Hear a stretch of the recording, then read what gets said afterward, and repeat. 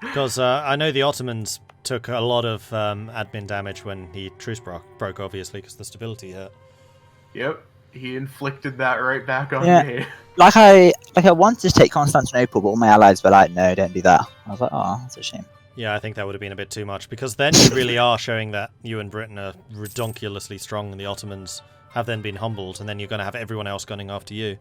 But me and Britain can't even allies anymore. Like the only reason he helped me was because he wants to get rid of the Ottomans as goals, and now he's got 0 like me. Yep. So Yep. the balance of power has definitely shifted. Like, there are some surprising countries that are going to have 2, maybe even 3 goals. I think one nation's actually got 3 now.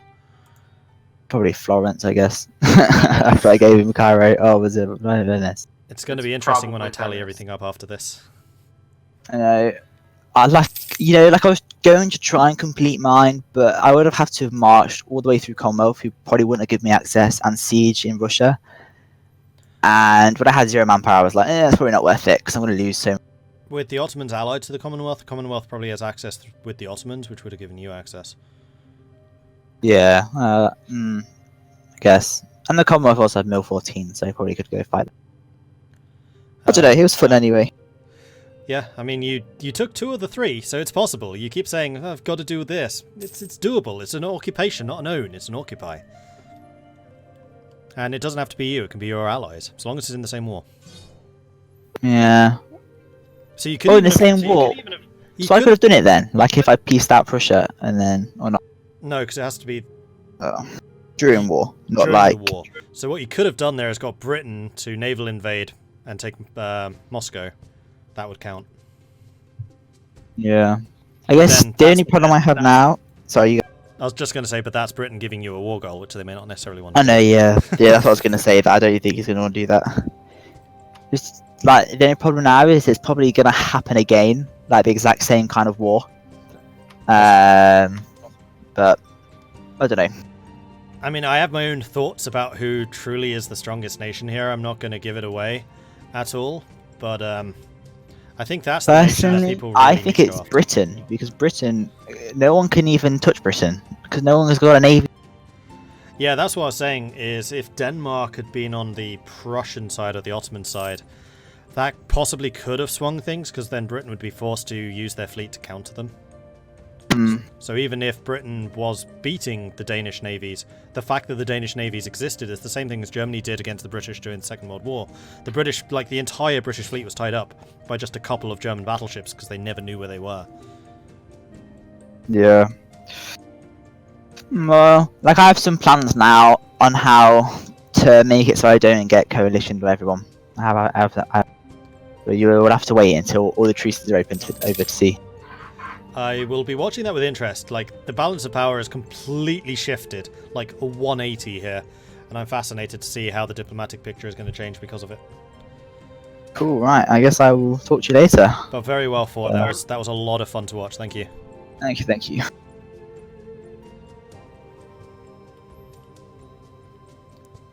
Let's get Helson in here. We haven't spoken to the Ottomans yet. Hello, Ottomans. Evening. So, how'd that go?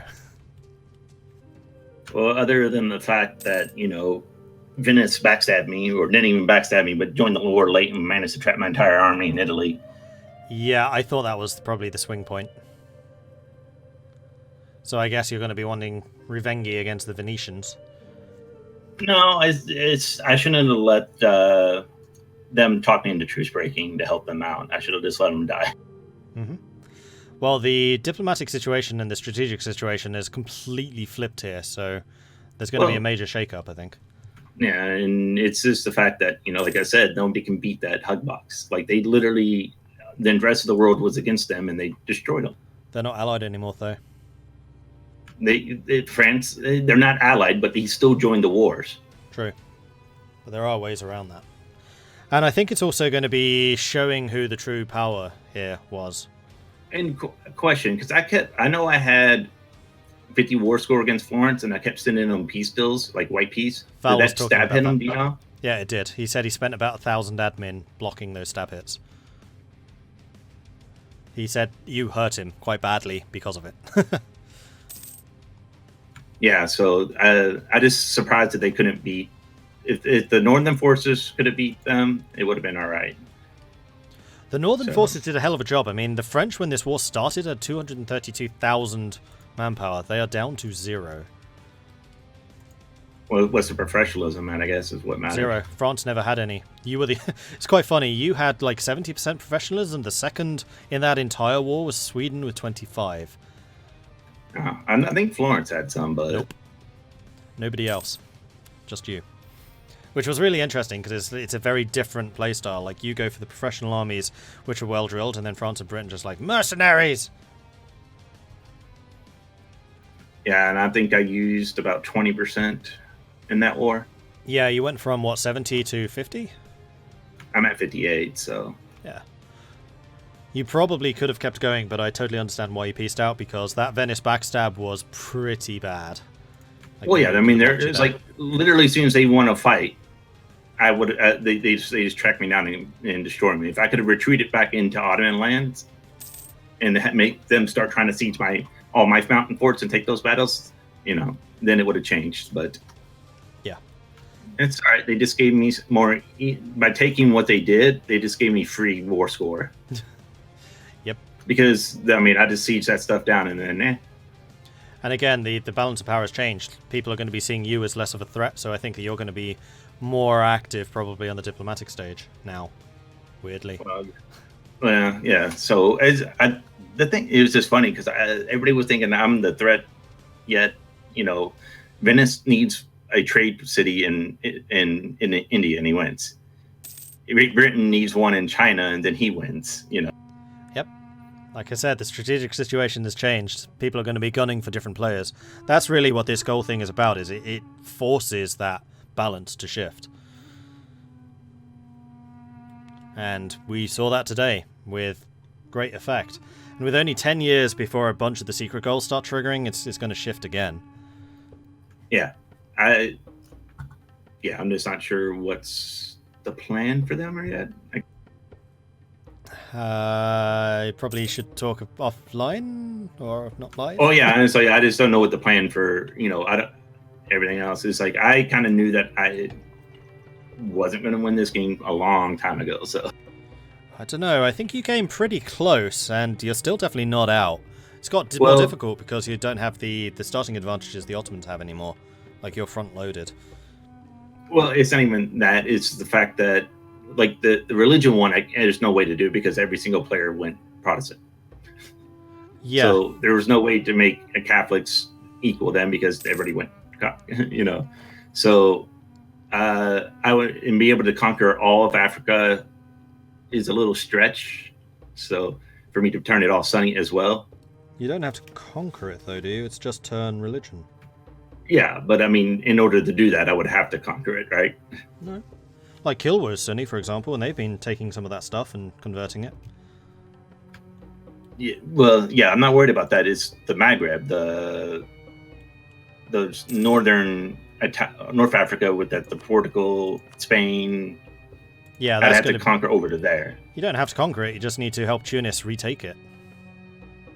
And Tunis has not been the best ally. That was the plan, but he never shows up. So that's a problem with Tunis. But yeah, I'm sorry, I see what you mean with the not showing, rather than not actually showing up in wars. So, all right, well, good luck. I'm gonna go see what I can do as far as talk people into, hey, look, see, been saying this all game. You've been ignoring it. Look what happened. Yeah, and now people are going to be very aware because it happened, and stuff has shifted. New alliances will form. New enemies will be chosen. New propaganda missions are going to be started. I also have to think it wouldn't admit as much as what hurt also was QQ and Oman's not here. So my two allies aren't here as well. That is true. And QQ is going to get ready to get destroyed because they didn't set their IS. I'm not sure that they didn't. The problem, I think, is because we changed host rather than changing save game. I wonder if that's... It shouldn't matter because it's still the same save file. Unless it's saved in your save file rather than mine. Maybe, I'm not sure. Something to dig into, but the fact that both Oman and QQ have been attacking stuff And Armand swears that he set his AI settings. He's been watching. Yeah. I suspect it's because we changed host. Yeah, so that could have maybe thrown it off. Well, now we know. Alrighty then. Have a good night. Yeah, thanks, I'll Nelson. talk to you at the end. And one hell of a fight, seriously. Like, you did really, really well. And it was a lot of fun to watch. And we have a huge audience, which is kind of showing that. Well, yeah, I mean, like, I don't know. Maybe we should have just, instead of me trying to knock Florence out, maybe I should have helped the Northern Alliance as much more. But the problem with it, I didn't know they were having that much of a problem until they lost Prussia. I was like, what? Why didn't you all say anything? Yeah, communication probably could have been brushed up a bit. Again, another lesson to be learned. Anyway, All right, thanks, cool. Nelson. Really, that was cool.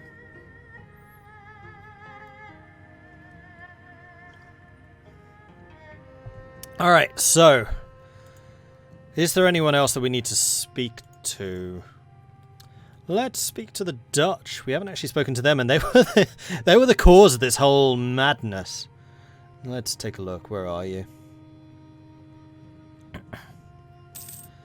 Do. Where is Marisi? There you are.